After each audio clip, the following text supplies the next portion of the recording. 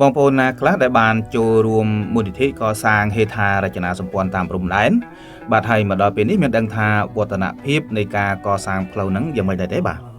ខ្ញុំបានទទួលព័ត៌មានថ្មីបន្ថែមហើយពេលនេះគឺបើយោងតាមសេចក្តីប្រកាសព័ត៌មានស្តីពីវឌ្ឍនភាពនៃការកសាងផ្លូវក្រវ៉ាត់ព្រំដែនបានឲ្យដឹងថា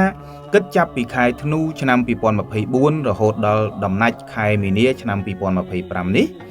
ការកសាងផ្លូវក្រវ៉ាត់ព្រំដែនកម្ពុជាក្នុងខេត្តមណ្ឌលគិរីនិងខេត្តរតនគិរីសម្រាប់បានជិត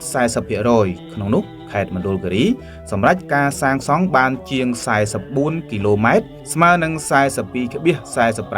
42.45% និងខេត្តរតនគិរីសម្រាប់ការសាងសង់បានជាង 30 គីឡូម៉ែត្រស្មើនឹង 34.26%សេចក្តីប្រកាសព័ត៌មានដដែលបានឲ្យដឹងផងដែរថាការងាររាវរកមីននិងយុទ្ធភ័ណ្ឌមិនទាន់ផ្ទុះតាមមុខសញ្ញានៃការដ្ឋានស្ថាបនាផ្លូវក្រវ៉ាត់ព្រំដែនក្រុមការងារសម្រេចបានលទ្ធផលលើផ្ទៃដី 2 លាន 7 សែនម៉ែត្រការ៉េ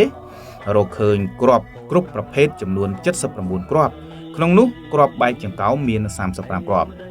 សូមបញ្ជាក់ថាផ្ទៃដីដែលត្រូវរាវរកមីនសរុបមានទំហំ 6 លាន 2 សែន 50,000 ម៉ែត្រការ៉េយ៉ាងណាក៏ដោយក្រុមការងារចំពោះកិច្ចបដិញ្ញាថាបំពេញភារកិច្ចឲ្យកាន់តែសកម្មប្រកបដោយការទទួលខុសត្រូវខ្ពស់ដើម្បីឈានទៅសម្រេចបាននៅការកសាងផ្លូវតាមព្រំដែនទៅតាមផែនការដែលបានគ្រោងទុកទន្ទឹមនេះក្រុមការងារក៏ជំរុញការបោសសម្អាតមីន